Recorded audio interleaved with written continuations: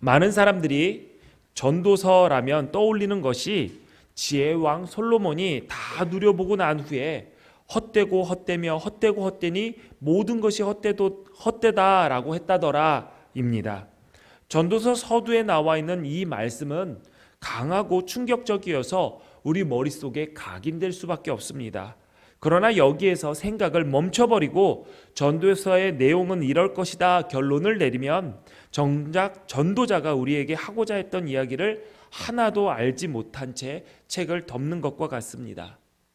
전도서를 읽다 보면 반복해서 그리고 일관되게 우리에게 들려주는 내용이 있습니다.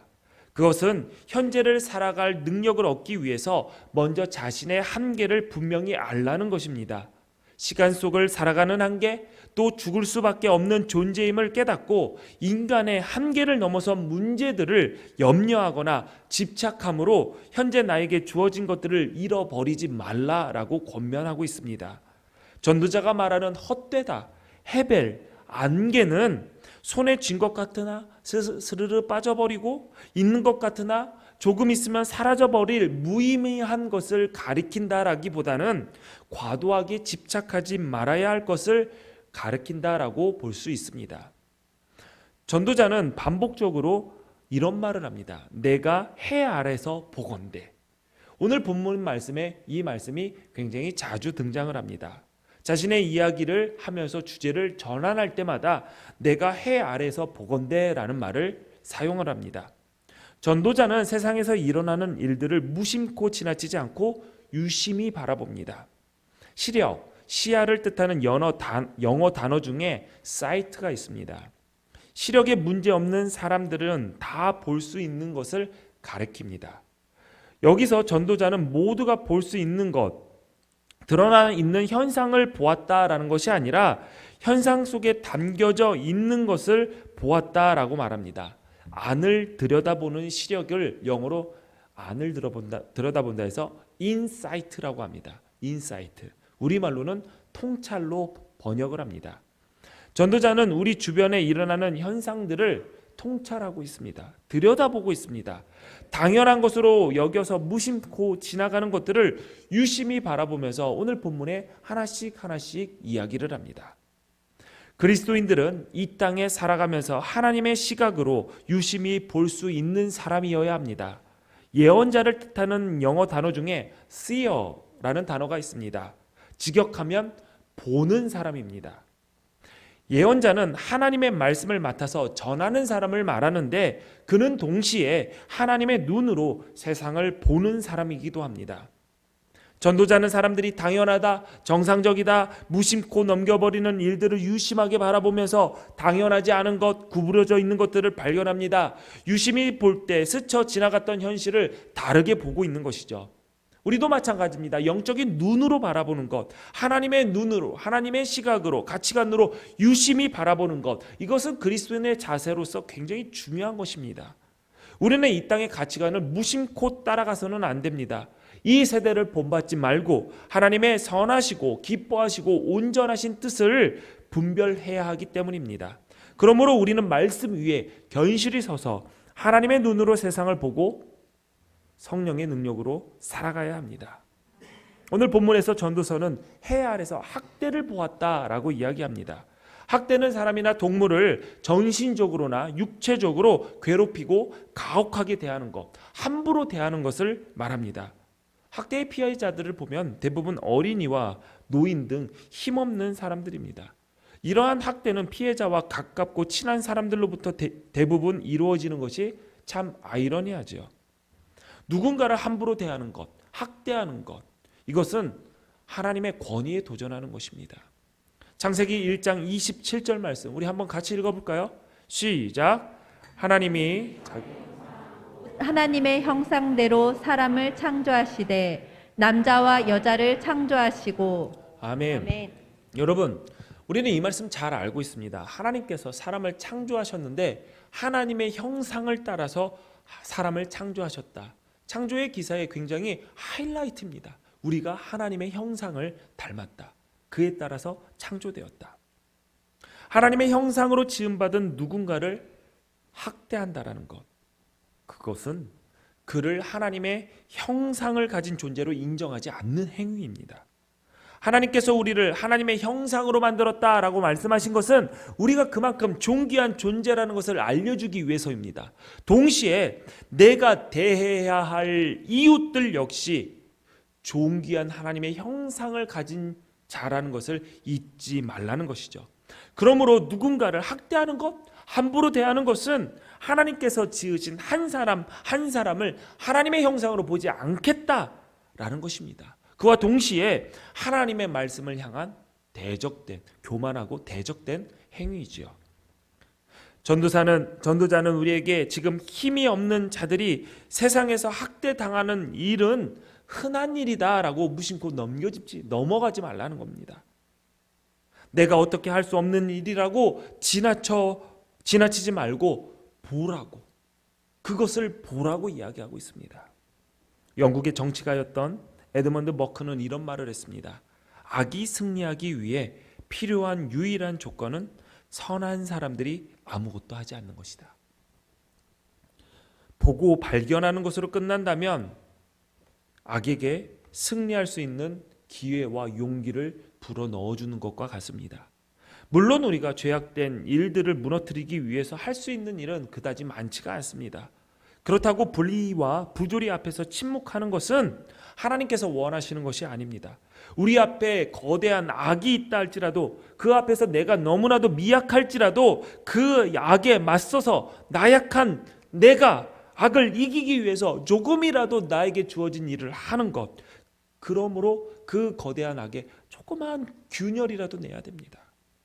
하나님께서 우리에게 야, 너희가 살아가는 이 불의한 이 땅을 모조리 바꾸어 버려라 라고 말씀하시지 않았습니다. 우리에게 주어진 그 조그만 시간, 조그만 능력을 가지고 거대한 악에 조금이라도 균열을 낸다면 그 균열 옆에 또 누군가가, 하나님의 뜻을 깨달은 누군가가 또 다른 균열을 내겠지요. 그 균열이 합쳐지면 거대한 악이라도 무너질 수밖에 없는 그때가 오게 될 것입니다. 로마서는 우리에게 이렇게 얘기합니다. 악에게 지지 말아라. 악에게 지지 말고 선으로 악을 이기라 라고 그랬습니다. 교만이라는 악은 겸손이라는 선으로, 탐욕이라는 악은 절제라는 선으로, 분노라는 악은 온유함이라는 선으로, 정욕이라는 악은 정결함이라는 선으로, 우리는 하나님께서는 우리에게 선으로 악을 이길 방법을 가르치셨습니다. 악 앞에서 선이 나약해 보일 수 있죠. 그러나 우리 예수님은 선으로 악을 이기셨습니다. 그리고 우리에게 그 길을 따라오라고 얘기하죠. 이러한 우리의 행동들, 겉으로 보일 때는 조그만 균열조차 보이지 않으니 무의미하게 느껴질 수 있습니다. 그러다 보면 좌절하게 마련이죠. 본문 2절 3절에 보니까 전도자도 이렇게 얘기를 합니다. 그러므로 나는 아직 살아있는 산자들보다 죽은 지 오랜 죽은 자들을 더 복되다 하였으며 이 둘보다도 아직 출생하지 아니하여 해 아래에서 행하는 악한 일을 보지 못한 자가 더 복되다 하였노라. 태어나지 않는 게 가장 복 있는 거야. 죽은 것이 살아있는 것보다 복된 거야. 이것은 고난 중에 있는 욥의 고백이기도 했습니다. 이 구절은 전도자가 삶을 부정적으로 평가하는 것처럼 느껴집니다. 그런데 한번 잘 생각해 보세요. 옛날에 어르신들이 답답한 현실에 처하게 되면 이렇게 얘기합니다. 내가 죽어야지. 내가 얼른 죽어야지. 이 꼴 저 꼴 안 보지. 이렇게 말씀하시곤 하죠. 그래서 거기에다 대고 얼른 죽으셔서 이 꼴 저 꼴 다 보지 않고 편안하게 가십시오. 그러다가는 뺨 맞습니다. 여러분, 지금 이렇게 말씀하시는 어르신이 내가 지금 죽고 싶다고 얘기하는 건가요? 아닙니다. 어떤 일인지 알지 못해도 현재 당하고 있는 어려운 일을 벗어나고자 하는 간절한 바람을 에둘러 표현한 것입니다. 지금 전도자는 태어나지 않아 악한 일을 보지 않은 자들이 진짜 복되다고 얘기한 것이 아닙니다. 지금 살아서 학대당하고 있는 이들에게 진정한 위로자가 없는 현실을 한탄하면서 그들에게 위로자가 필요하다라는 것을 이야기하고 있죠. 요한계시록 21장 3절 4절에 보니까 하나님은 친히 그들과 함께 계셔서 모든 눈물을 그 눈에서 닦아주시니 라고 그랬습니다. 위로자가 없는 이 땅에 참된 위로자이신 예수님의 이름으로 그들 곁에 함께 있는 것이 악의 승리를 막아서는 우리들의 조그마한 행동이라고 할 수 있는 것이죠. 전도자는 또 유심히 세상을 봅니다. 본문 4절을 보니까 내가 또 본즉 사람이 모든 수고와 모든 재주로 말미암아 이웃에게 시기를 받으니 이것도 헛되어 바람을 잡는 것이로다 라고 했습니다. 무언가를 열심히 노력해서 목표하던 것을 성취했습니다.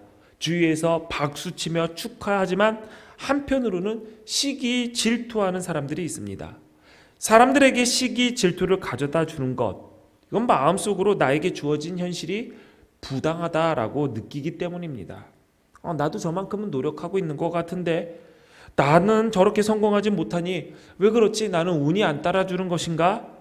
저 사람은 나보다 별로인 것 같은데 내가 있는 자리에 저 사람이 있네. 그러니까 화가 나는 것이죠. 내 것을 빼앗겼다라고 생각을 하니까 불행한 것입니다. 상대방을 인정해주는 마음이 없는 것이죠. 성취하지 못해서 불행한 것이 아니라 내 것을 빼앗겼다라고 생각하니까 불행한 것입니다. 반대로 내가 수고해서 이룬 성공을 축하받고 인정받지 못하는 현실을 마주하게 되면 억울한 감정이 들 수밖에 없죠. 난 정말 열심히 했는데 피나는 노력을 했는데 주위 사람들이 이렇게 얘기합니다. 금수저로 태어났는데 그 정도도 못해? 나의 성취를 진정으로 축하해주고 기뻐하는 사람이 없다는 것에 전도자는 이 또한 헛된 것이다 라고 이야기합니다. 갑자기 우울해집니다. 열심히 노력해서 성취를 했는데 나 혼자만 기뻐해. 나 혼자만 기뻐하고 내 주위에 있는 사람들 가족들은 기뻐하겠죠. 근데 기뻐하는데 마음속에는 질투, 시기가 있어요. 우울하죠. 앞에서는 웃고 축하해 주지만 선망도 사실 내가 그 자리에 가지 못하는 것에 대한 질투의 또 다른 표현이기도 하죠. 감정 표현이기도 하죠. 벌써 두 가지를 읽어봤습니다. 학대자가 있고 학대를 받는 자들에게 위로자가 없고 열심히 노력하는 자들에게 성취한 자들의 주변에는 시기와 질투밖에 없다. 우울해집니까? 일단 계속 말씀을 읽어가 보겠습니다. 5절 6절을 보니까 어리석은 사람이 나옵니다. 우매자는 팔짱을 끼고 있으면서 자기의 몸만 축내는도다. 두 손에 가득하고 수고하며 바람을 잡는 것보다 한 손에만 가득하고 평온함이 더 나으니라. 전도자는 어리석은 사람의 모습을 봅니다. 전도자는 많은 것을 가지려고 수고하는 사람들의 모습을 바람을 잡는 것과 같은 헛된 것이다 라고 말을 합니다. 여러분, 이미 많은 것을 가지셨습니다. 인정하십니까? 뭐 그렇게 힘이 없이 대답하십니까? 많은 것을 가지셨다니까요. 일부 예배 때 이 얘기를 하니까 많은 분들이 아멘을 안 하세요. 그래서 제가 여쭤봤어요. 나에게 오늘 로또가 필요하다라고 로또 1등이 필요하다라고 생각하는 분 손 들어보라니까 어떤 조용한 집사님이 갑자기 번쩍 손을 드시는 거예요. 그래서 상당히 놀랬습니다. 여러분, 로또가 필요하세요? 물론 생기면 이것저것 할 수 있으니까 좋겠죠. 여러분, 그만큼 어려우시고 부족하세요? 여러분, 우리는 정말 많은 것을 가지고 있습니다. 사실 100년 전에 비해 우리는 정말 많은 것을 누리고 있지만 체감을 하지 못합니다. 이 말씀을 준비하면서 10년 전에 나온 광해라는 영화의 한 장면이 떠올랐습니다. 여러분 보셨나요? 광대로 있었던 한 가짜 임금님이 진짜 임금님과 자리를 바꿉니다. 그래서 처음 궁으로 들어가서 생활을 하게 되죠. 어색합니다. 당장 아침에 일어나서 신호가 옵니다. 큰 일을 봐야 되는데 어디에 가서 큰 일을 보는지를 몰라요. 그래서 똥마려운 개처럼 빙글빙글 돌고 있는데 옆에 있던 내시가 알아봅니다. 그래서 임금의 변기인 메와트를 대령합니다. 갖다 줍니다. 근데 그 메와트를 가지고 있는 나인들을 보니까 10명이 넘어요. 그 10명이 넘는 나인들 앞에서 임금은 볼일을 봅니다. 그리고 뒤처리까지 깔끔하게 해줍니다. 물론 쾌변을 쾌변을 축하받기도 합니다. 경아들이옵나이다. 이렇게. 여러분, 지금 여러분이 수세식 화장실을 사용하고 거기에 비데까지 쓰고 계신다면 지금 여러분 조선시대 왕이 10명의 궁녀를 거느리고 누렸던 호사를 누리고 계신 것입니다. 물론 경아들이옵니다라는 쾌변의 축하 인사는 받지 못하겠지요. 원하신다면 제가 해드릴 수도 있습니다. 여러분, 우리가 지금 누리고 있는 현대 문명의 얘기는 조선시대의 왕 못지않은, 아니 그것보다 몇십 배 많은 것을 누리게 합니다. 어떤 분은 그렇게 얘기하더라고요. 조선시대에 우리가 지금 현재 누리고 있는 것들을 조선시대에 비교하면 한 50여 명을 데리고 있는 경제력을 우리가 누리고 있다고 그렇게 얘기를 합니다. 그렇죠. 우리가 수세식 변기에 사용하는 것만 해도 10명을, 왕이 10명을 사용했던 그 혜택을 누리고 있는 것이니까요. 그런데 우리는 행복하지 않습니다. 행복하다는 사람이 많이 없습니다. 왜 그럴까요? 부족하다고 생각하기 때문이죠. 더 요구하니까 행복하지가 않습니다. 더 많은 것을 요구하는 삶에 대한 결과는 공허함 뿐입니다. 덜을 외치는 삶보다 덜 가진 삶을 누리려는 것이 우리에게 더 필요합니다. 우리는 이미 가진 것도 다 누리지 못하는데 더 가지려고 합니다. 그러니 늘 부족하죠. 이미 가진 것을 100% 누린다면 우리는 훨씬 풍요롭고 행복하게 살 수 있을 것입니다. 누리지 못하고 결핍에만 눈길을 주는 삶은 불행을 더 가속화시킬 뿐입니다. 그리고 이 결핍을 채우고자 일의 쳇바퀴 안으로 들어가죠. 그래서 내가 원하는 수준까지, 얻는 수준까지 도달하기 위해서 그 쳇바퀴를 계속 돌립니다. 그러나 인간의 욕심은 온 우주를 삼켜도 채워지지 않습니다. 그러니 나에게 주어진 일에서 기쁨도 보람도 행복도 찾을 수 없고 내가 일을 하면서 피곤함만 얻을 뿐이죠. 결국 이러한 자신의 삶을 돌아보면서 사람들은 이렇게 얘기한다고 전도자는 얘기합니다. 도대체 내가 누구를 위해서, 누구 때문에 이 수고를 하는가? 지금까지 전도자가 해 아래에서 본 것을 종합해 보겠습니다. 해 아래에서 인간은 학대 속에 있지만 어떠한 위로도 받지 못하고 있습니다. 무엇을 성취했을 때 축하가 아닌 시기와 질투를 받고 누군가의 성공 앞에서는 스스로 존재감이 무너져서 더 높은 곳에 오르기 위해 더 많은 것을 얻기 위해 노력을 합니다. 그러나 그 노고가 나를 위한 것이 아니라는 것입니다. 전도자가 유심히 본 다양한 삶의 형태 속에서 없는 것이 있습니다. 그건 무엇이냐? 안식과 함께 누릴 친구들입니다. 하나님께서 우리에게 안식하며 살라고 명령하셨죠. 하나님께서 6일 동안 천지를 창조하시고 7일째 되는 날 안식하셨습니다. 하나님께서 왜 안식하셨을까요? 6일 동안의 창조 사역이 너무나 고돼서 안식하셨을까요? 쉴 수밖에 없었을까요? 아니면 오늘 쉬고 7일째 쉬고 그 다음날 하나님 또 일하러 나가셔야 되기 때문에 하루 날 잡아서 쉬신 것일까요? 그렇지 않습니다.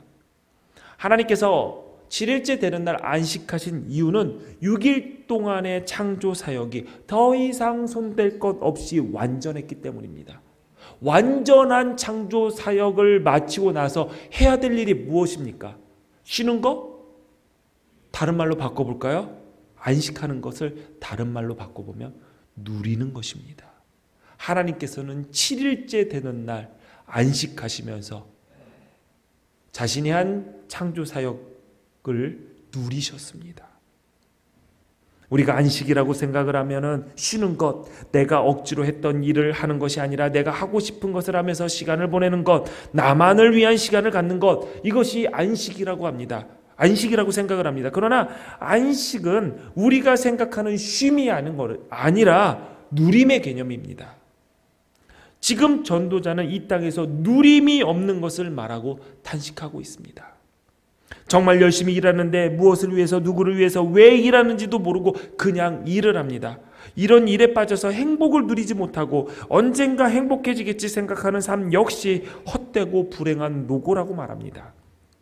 전도자는 참된 안식과 누림이 없는 이 땅에서 누릴 수 있는 지혜를 제시합니다. 경쟁과 시기로 점철된 세상에서 함께할 친구, 그 친구와 함께 나누고 누리는 것입니다. 사람들은 대개 이 두 가지 마음을 가지고 있습니다. 한편으로는 어딘가 소속되고 싶어요. 왜냐하면 소속감은 삶의 안정감을 주기 때문입니다. 그러나 다른 한편으로는 다른 이들과 연루되는 것을 싫어합니다. 다른 이들이 자기 삶에 개입해 오는 것 같아서 불편해하죠. 많은 사람들이 신앙생활을 할 때 교회에 등록하지 않고 그냥 예배만 드리고 나가는 경우, 이런 경우들이 종종 있습니다. 제가 이전 교회에서 사역을 할 때 어떤 교회는 등록하지 않고 6년 동안 그 교회를 다니고 6년 만에 등록했다라고 얘기하신 분이 계셨습니다.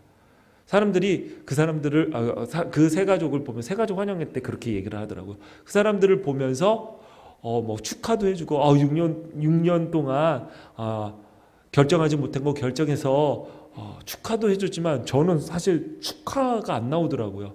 제가 뭐 성격이 그렇게 좋지 않아서 그런지 도대체 6년 동안 왜? 라는 생각이 든 거예요. 대단히 끈기 있다라는 생각이 들었습니다. 뭐를 해도 잘하겠다. 그래서 그런 생각이었죠. 6년 동안 등록 안 하고 끈기 있게 한 교회를 나왔다면 앞으로 죽을 때까지, 등록했다면 죽을 때까지 그 교회에서 하나님 잘 섬기겠구나, 그렇게 생각은 했습니다. 착하죠? 감사합니다. 여러분, 교인도 그래요. 등록을 안 하는 이유가 뭐냐면 이 교회에 소속돼서 함께 신앙생활을 하고 싶은 마음 반은 있지만 교회에서 등록하면은 괴롭힐 것 같아서, 이래라 저래라 할 것 같아서 좀 등록을 미루는 사람들이 의외로 많습니다. 그런데 교회에서 시키는 것들이 그렇게 많지는 않습니다. 뭐가 있죠? 제가 보니까 4가지더라고요. 예배의 우선순위를 두어라, 말씀을 가까이 해라, 기도해라, 그리고 성도들과 함께 친밀한 거룩한 영적 사귐을 가져라. 이 4가지, 저는 이 4가지를 합니다. 4가지를 이야기를 합니다. 신앙생활을 이런 4가지 교회생활, 신앙생활을 하면서 사실 우리는 참된 안식을 경험할 수 있게 됩니다. 신앙생활을 종교적인 의무를 감당하는 것으로 착각을 하면 신앙생활은 거추장스럽고 무거운 짐이 됩니다. 그러나 신앙생활은 그런 것이 아닙니다. 우리가 가야 할 길을 함께 할 수 있는 신앙의 친구들을 만나고 그들과 사귀며 우리에게 다가올 하나님 나라를 누릴 수 있게 미리 연습하고 훈련하는 것이 신앙생활입니다. 주 안에서 누림, 즉 수고하고 짐진 자들아 다 내게로 오라, 내가 너희를 쉬게 하겠다라는 그 예수님의 말씀이 이루어지는 것, 안식이 있는 곳이 바로 예수 안, 신앙 안, 신앙생활이라고 할 수 있는 것이죠. 교회는 앞으로 우리가 온전히 누릴 하나님의 나라에 살아가는 법을 훈련하는 곳입니다. 서로에 대한 불신과 낯섦을 극복하고 함께 살아가는 방법을 배우는 곳이기도 합니다. 여러분 보십시오. 교회처럼 다양한 이들이 모이는 곳이 어디 있습니까? 여러분 세상에 나가서 만나는 사람들 가운데 이렇게 다양한 사람들을 만날 수 있는 곳이 있다고 생각합니까? 그렇지 않습니다. 사람들은 끼리끼리 모입니다. 똑같은 직업을 갖거나 똑같은 취미를 갖거나 나이가 비슷하거나, 그렇죠. 그런 사람들이 모여요. 근데 하나님은 나이나 성별이나 경제력이나 학력이나 고향이나 출신이나 모든 것을 분문하고 우리를 이곳에 모으셨고 우리를 한 가족으로 묶으셨습니다. 여러분, 여러분의 가족들을 한번 보십시오. 뭐라고요? 여러분의 같은 성을 쓰고 같이 집에 사는 사람 말고요. 하나님께서 묶어주신 가정을 보라고요. 가족을. 네. 하나님께서는 우리를 한 가족으로 묶어주셨습니다. 바울은 이 신앙 공동체를 이렇게 묘사합니다. 에베소서 2장 21절 22절을 보니까 그의 안에서 건물마다 서로 연결하여 주 안에서 성전이 되어가고 너희도 성령 안에서 하나님이 거하실 처소가 되기 위하여 그리스도 예수 안에서 함께 지어져 가느니라. 우리는 이곳에서 성으로 연결되어 하나님께서 성령으로 거하실 처소로 만들어지고 있는 중입니다. 그러기 위해서 우리 모두가 그리스도 안에 있어야 됩니다. 우리의 예배, 가르침, 사귐, 봉사, 그리스도라는 중심과 연결될 때 우리는 비로소 성령 안에서 성령이 거하실 성전으로 만들어지게 됩니다. 신앙의 시작은 개인적인 사건일 수 있습니다. 내가 우리 주 예수 그리스도, 예수님을 주로 영접하는 것, 개인적인 사건입니다. 그러나 신앙생활, 천국 가는 여정은 절대로 개인적인 사건이 아닙니다. 혼자 할 수 있는 것이 아닙니다. 나만 잘한다고 천국 가는 거 아닙니다. 천국은 우리 모두를 함께 초대하신 그분의 뜻에 맞게 같이 가는 것입니다. 혼자서 10걸음을 걷는 것보다 10명이 함께 한 걸음을 걷는 것을 주께서 더 기뻐하십니다. 우리 교회는 잘하기보다 함께 하는 것을 택할 것입니다. 내가 길을 가다 넘어지더라도 일으켜줄 내 신앙의 동지들이 있다는 확신을 가졌다면 우리는 두려움 없이 전진할 수 있습니다. 걸음마를 배우는 아이들이 수십 번, 수백 번, 수천 번을 넘어집니다. 그래도 걷는 것을 포기하지 않습니다. 왜 그렇습니까? 저만치 떨어져서 팔 벌리고 있는 엄마 아빠가 보이기 때문이죠. 그 품에 들어가기 위해서 그들은 넘어지더라도 계속 일어나 걷습니다. 혼자 누우면 냉기를 이기기 어렵습니다. 함께 누우면 따뜻합니다. 언제라도 나의 곁을 떠나지 않는 나의 신앙의 친구들이 있다라는 것을 안다면 인생의 겨울이 와도 두렵지 않습니다. 진리의 선한 싸움을 홀로 감당하려면 쉽게 낙심이 됩니다. 우리 앞에 놓여지는 불의한 것들, 악한 세상은 너무나도 크게 보입니다. 그러나 누군가가 내 곁에서 함께 싸우고 있음을 알면 새로운 용기가 솟아납니다. 갈멜산에서 바알과 아세라 선지자 850명과 대결을 벌린 엘리야는 하나님의 능력으로 승리했습니다. 그리고 나서 도망 다녔습니다. 그는 왕후인 이세벨이 자신을 죽이려고 했기 때문에 목숨을 부지하기 위해서 도망 다녔습니다. 긴 도망길에 지친 그가 마침내 시내산에 있는 동굴에서 하나님께 이렇게 기도합니다. 이렇게 사느니 차라리 죽여주세요. 나를 데려가 주세요. 그때 하나님께서 그를 어루만지면서 새로운 소명을 주시면서 이렇게 말씀하셨습니다. 나는 이스라엘에 7,000명을 남겨놓을 건데 그들은 모두 바알과 아세라에게 무릎을 꿇지도 않았고 입 맞추지도 않은 사람이다. 너의 신앙의 동지들이 7,000명이 있다. 엘리야는 내가 혼자가 아니라는 이 사실을 깨달은 순간 새로운 힘을 얻어 그 동굴에서 나와 다시 하나님의 선지자로서의 사역을 감당했습니다. 여러분, 하나님 안에, 그리스도 안에, 교회 안에, 신앙의 공동체 안으로 들어오십시오. 프랑스 우화작가 라퐁텐이 이런 얘기를 했습니다. 멀리서 보면은 공포를 느끼지만 가까이 올수록 그렇지 않다.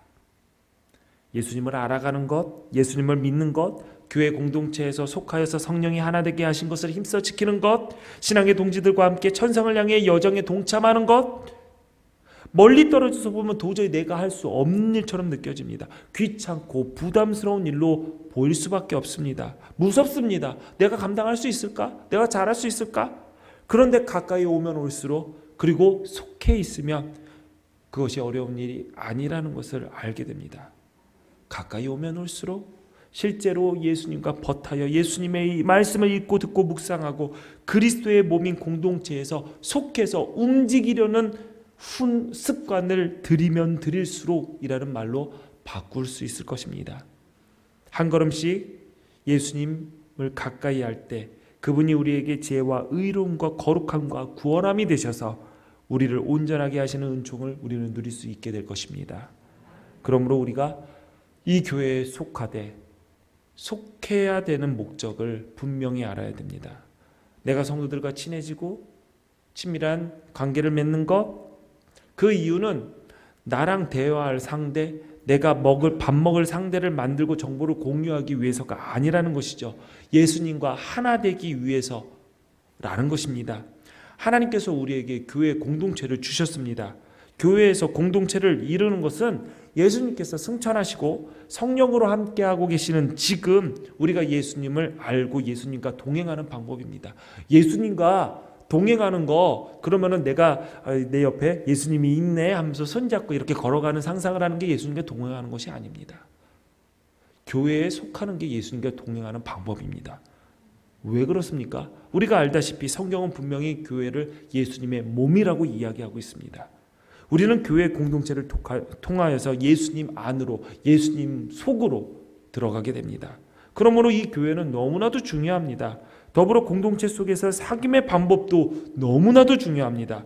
내 친구를 만드는 것이 아니라 나와 내 이웃 속에서 역사하시는 성령을 친구로 만나는 것입니다. 그리고 내가 보는 나의 신앙의 동지 속에서 역사하시는 하나님을 만나는 것이죠.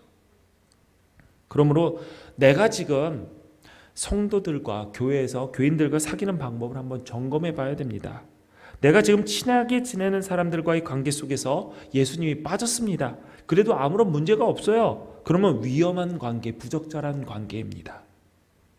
인간적인 정, 취미, 자녀 교육의 정보 등의 공유, 이것들로 친해지는 것은 신앙적 사귐이 아닙니다. 이런 것들은 교회가 아닌 곳에서도 충분히 맺어지는 관계들이죠. 그러므로 우리가 이 공동체에서 사귐이 어떻게 함께 해야 되는지 우리는 분명히 알아야 됩니다. 본문 12절 말씀 우리 같이 한번 읽어볼까요? 시작. 회하겠거니와 두 사람이면 맞설 수 있나니 세 겹줄은 쉽게 끊어지지 아니하느니라. 아멘. 아멘. 한 사람이면 패하고 두 사람이면 맞설 수 있습니다. 세 사람이면 끊어지지 않습니다. 든든합니다. 바울은 데살로니가 교회 성도들을 향해서 이렇게 말했습니다. 데살로니가전서 2장 19절에 우리의 소망이나 기쁨이나 자랑의 면류관이 무엇이냐? 그가 강림하실 때 우리 주 예수 앞에 너희가 아니냐? 너희는 우리의 영광이요 기쁨이니라. 우리에게 주어진 삶을 충실하게 그리고 누리며 행복하게 살아간 후에 우리는 주님 앞에 서게 될 것입니다. 주님은 우리에게 물으시겠죠. 얼마나 많은 지체들과 함께 했는지, 얼마나 많은 지체들과 서로 기대어 손잡아주고 내가 넘어졌을 때 내가 가서 얼마나 일으켜줬는지, 내가 넘어졌을 때 일으켜 세워준 내 친구들이 얼마나 되었는지. 바울은 이것이 주 앞에서 받을 면류관이라고 말하고 있습니다. 김남주 시인의 함께 가자 우리 이 길을 이라는 시가 있습니다. 그 시에 담긴 몇 구절을 제가 읽어드리겠습니다. 함께 가자 우리 이 길을, 셋이라면 더욱 좋고 둘이라도 함께 가자. 뒤에 남아 먼저 가란 말일랑 하지 말자. 앞서가며 나중에 오란 말일랑 하지 말자. 일이면 일로 손잡고 가자. 해 떨어져 어두운 길, 내가 넘어지면 내가 가서 일으켜주고, 내가 넘어지면 내가 와서 일으켜주고, 가다 못 가면 쉬었다 가자. 아픈 다리 서로 기대며 함께 가자 우리 이 길을. 사랑하는 기둥교회 성도 여러분, 천성을 향해 전진해 나가는 이 길 함께 갑시다. 누구도 먼저 가지 말고 누구도 뒤처지지 말고 조금 더디는 사람이 있더라 하더라도 손잡고 함께 주님께서 가르쳐 주신 십자가의 길, 찬성을 향해 걸어가는 그 길 우리 함께 걸어갑시다. 참된 안식과 누림이 없는 이 땅이라고 하지만 천국에서 맛볼 수 있는 진정한 안식을 함께 누리며 우리 전진해 나갑시다. 이 길에 우리 하나님께서 함께하고 계십니다. 기도하시겠습니다. 전능하신 하나님, 우리를 이 땅에 하늘 백성으로 살게 하신 아버지의 뜻을 기억하고 하나님의 눈으로 세상을 볼 수 있는 지혜를 허락하심을 감사합니다. 우리 모두 천국으로 함께 초대하신 아버지의 뜻에 맞게 내 주위를 돌아볼 수 있는 넓은 시야를 갖게 하소서.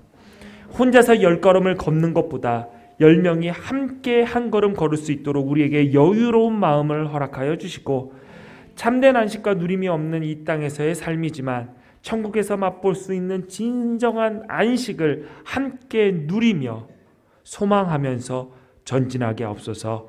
예수님 이름으로 기도합니다. 아멘. 자리에 일어나셔서 준비한 예물을 주님께 드립니다.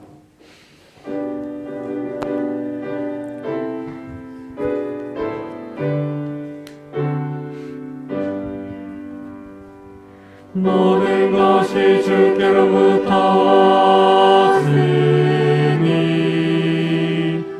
이 예물을 주께 드리나이다.